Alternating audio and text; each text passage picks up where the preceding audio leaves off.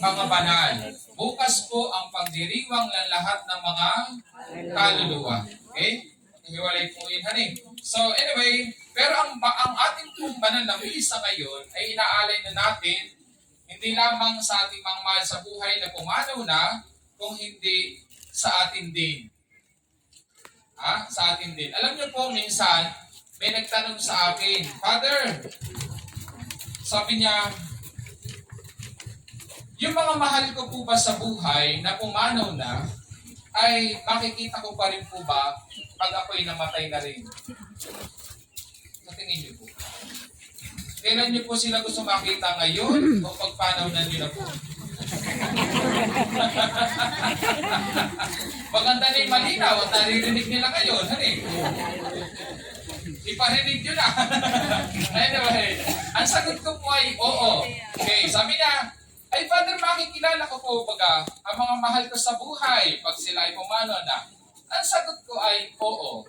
Sapagkat kung matatandaan natin, sa kwento ng Transfigurasyon, si Elias at si Moises ay nagpakita sa kanyang mga alagad at nakilala siya ng mga alagad ni Kristo.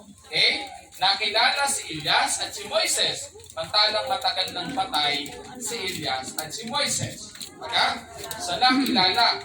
At sa Book of Revelation, pinapahayag doon, mayroon daw isang babaeng nararamtan ng araw. May putong ng puro ng 12 at mayroong naiyapakan sa kanyang paa na ano po yun? Na isang buwan. Isang buwan. Sabi na, yayapakan niya. Sabihin, ito po ay ikinuha nila sa mahal na Birheng Maria. Okay. May nagtanong pa rin sa akin na, Father, meron pa rin po bang kainan sa langit? Ang sagot ko naman ay oo. Sapagkat ang mahal na Panginoon, ang ating Panginoon Jesucristo, kahit na nabubuhay pa siya po ay palagi nag-aanyaya ng pagkain. Diba nang itatag niya ang Last Supper, ay itatag niya ang Eucharistia, ginawa niya ito sa isang hapagkainan. Kaya may tinatawag tayong Last Supper. Unlimited na daw kung kainan doon. Hindi na natin intindihin kung mayroon tayong mataas ang sugar natin, high blood tayo, kakain tayo doon. Di ba ka? Siyempre, sapagkat ang kalangitan ay isang malaking handaan na kung saan ang lahat ay masasaya. Pero sa dalawang katanungan ito, ang pinakamahalaga niyang tanong ay ito, Father, marami po ba ang makararating sa langit? Sa tingin niyo po. Father, marami po ba ang makararating sa langit? Gusto kong i-revise ang katanungang ito. Hindi mahalaga kung kakaunti o marami ang makararating sa langit.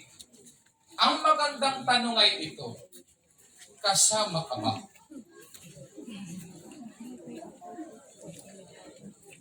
Kung kakaunti? Mahalagay kasama ka. Marami nga, hindi ka naman kasama. Di ba ga? Yun ang mahalagang tanong sa ating mga sarili ngayon. Pagdating ba ng wakas ng ating buhay, tayo ba ay kasama? Alam niyo po minsan, tayo ay napaka-focus. Marami kayong malubukas. Ituon natin ang ating sarili. Kasama ba ako sa mga malubukas? Alam niyo po, napakaganda ho ng ating pagdiriwang ngayon.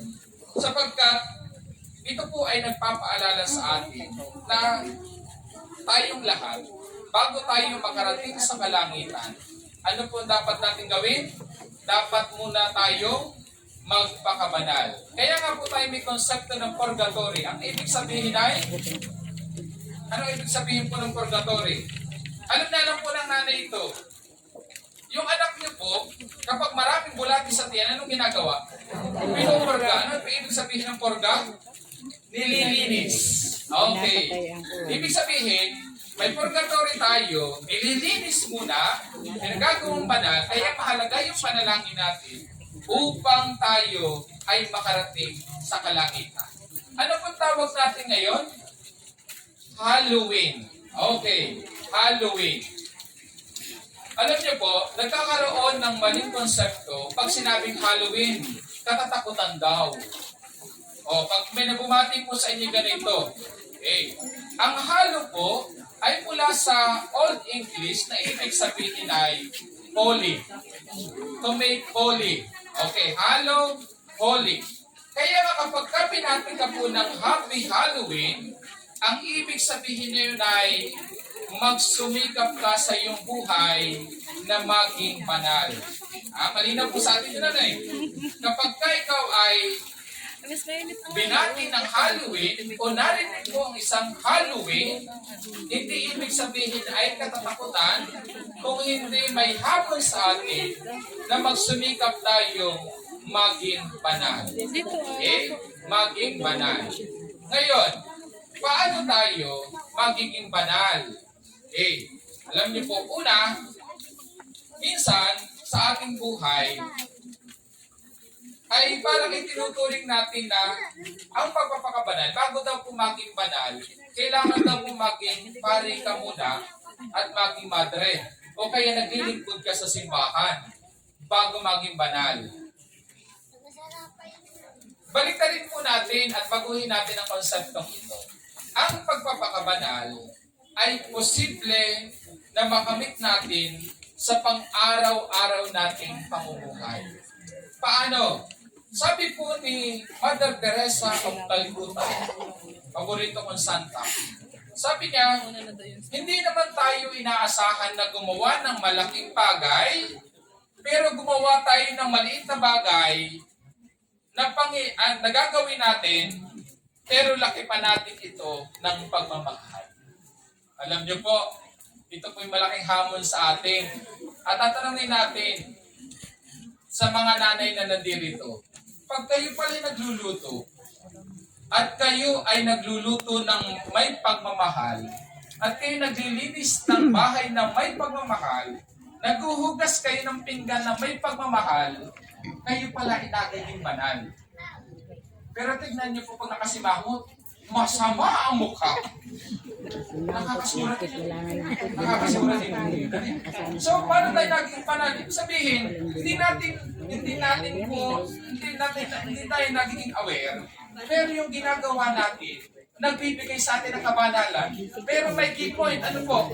Gawin natin ito ng buong pagmamahal. Iyon ang pinakasusi para tayo maging banal. Kaya tatanungin natin na ating sarili, ano ang ginagawa mo ngayon? Ano ang tungkulin mo ngayon bilang isang tao? Nasa loob ka ng pamilya, nasa loob ka ng pamayanan, sa isang organisasyon, ikaw man ay isang senior citizen, ikaw man ay isang alingkod ng bayan, o ano pa man ang iyong ginagawang banal. Ang tanong ay ganito, ito ba ay ginagawa mo ng buong pagmamahal? At doon tayo nagiging banal. Alam niyo po, ito rin ay tanong ko sa aking sarili. Minsan, ang mga taga-Bordayos ba ay nararamdaman nilang mahal ko sila?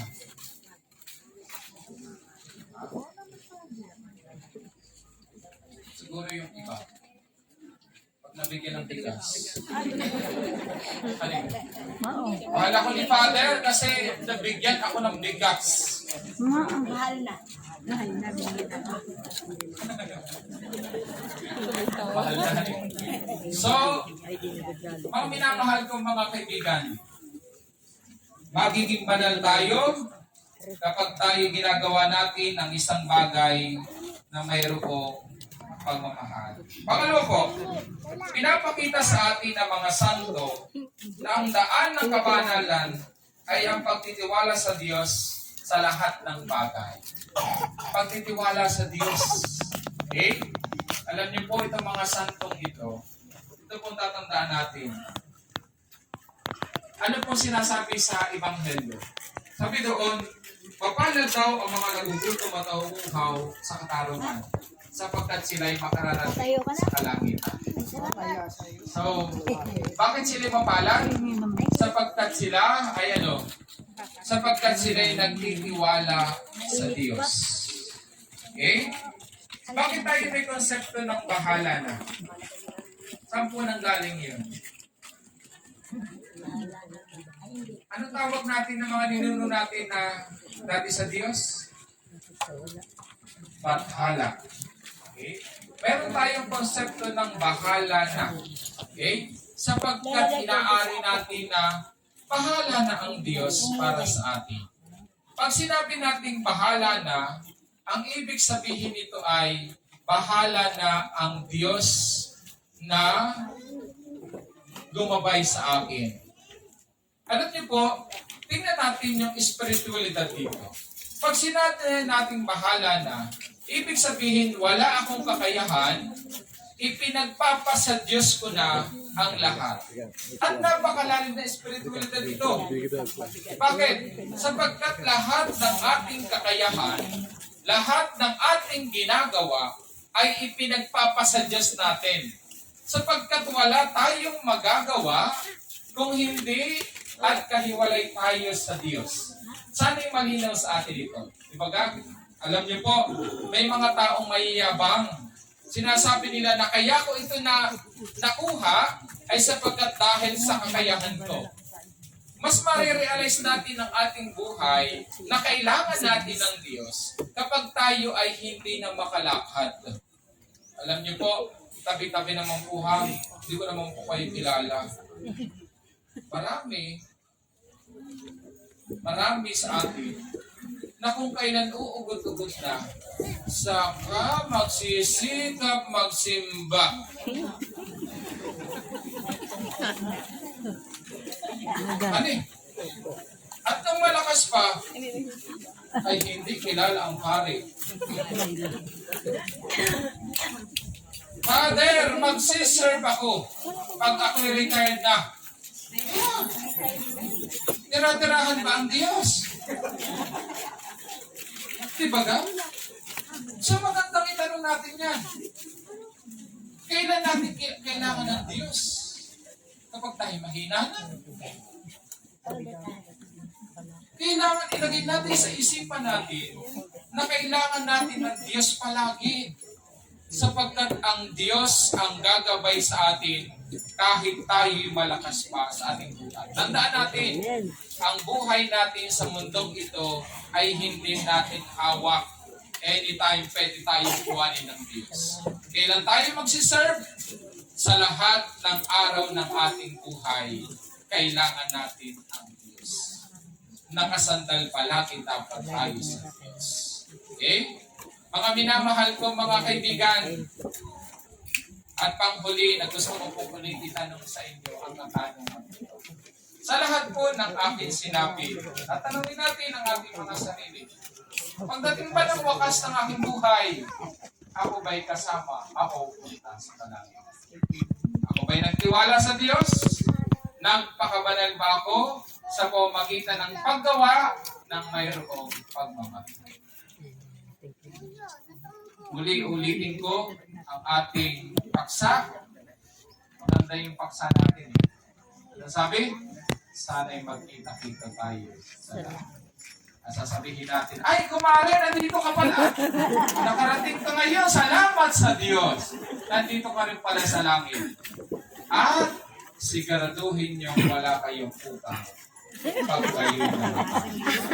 At baka sa langit kayo magsinilan at magsabunita. Ay mahirap na. So, kaya mabayan.